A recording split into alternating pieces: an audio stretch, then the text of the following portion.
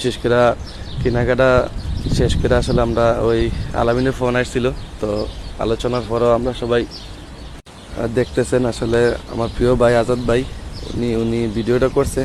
আর হঠাৎ করে ওনারা আর খুঁজা পাইতাছি না, তো উনি আসলে পিছনে রয়ে গেছে গা, উপরে রয়েছে ভিডিও করতেছে। আসলে আমরা বলতেই পারি না, হঠাৎ করে আসলে আমরা যখন হঠাৎ করে খেয়াল করি ছায়া দেখে কি তা প্রাণপ্রিয় বড় ভাই উপরে ভিডিও করতেছে।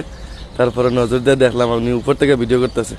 তারপরে আস্তে আস্তে আমরা ওই জায়গায় অত সুন্দর জায়গা বলার বাহিরে, তখন গেলাম ভিতরে। একটু পারমিশন জিজ্ঞেস করা লাগে, সিকিউরিটি গার্ড ছিল, ওনার সাথে আলাপ করে আসলে আমরা একটু ছবি ভিডিও ওই জায়গায় আসলে করলাম।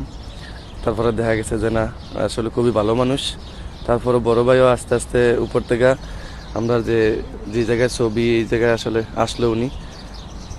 প্রাণপ্রিয় বড় ভাইরা আসলে ধন্যবাদ জানাই, এত সুন্দর করে ভিডিও করছে, আসলে কল্পনার বাইরে। অনেক দূর থেকে ভিডিও করতেছে, আমরা কি করতেছি না করতেছি। তারপরে আসলে উনি আমাদের কাছে যাওয়ার পরে আসলে অনেক ছবি তোলা হইলো, ভিডিও করা হইলো, আপনারা দেখতেছেন।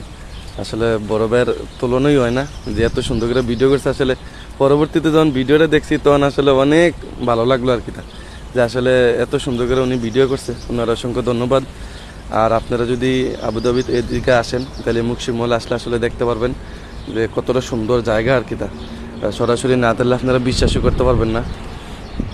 প্রিয় বড় ভাই আজাদ ভাইয়ের আসলে অসংখ্য ধন্যবাদ। আর উনি আসলে এত সুন্দর করে ভিডিও করছে, এটা বলার বাহিরে।